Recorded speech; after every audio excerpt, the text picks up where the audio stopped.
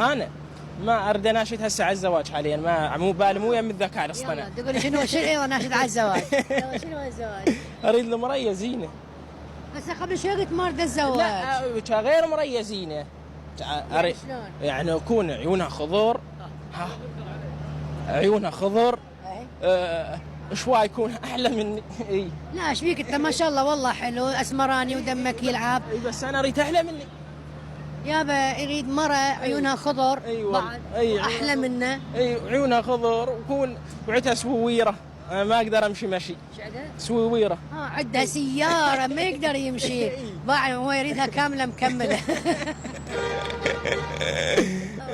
ممنونة منك وجدا سعيد ان انا التقيت بك. وان شاء الله راح ابدا اتابعك لان انت تمر علي مر الكرام مو متابعة. والله مازن. طبعا مو تنسى نسوي محتوى على هذا الشيء لان يصير ظاهره واحنا نخاف على عوائلنا وبناتنا وان تقاليد وقيم واعراف فاريدها منك يا اسمر يا فليفله. ان شاء الله ان شاء الله. بس احنا نوصل رساله للمجتمع نقول لهم استخدموه بالشيء الايجابي مو بالشيء السلبي الافضل.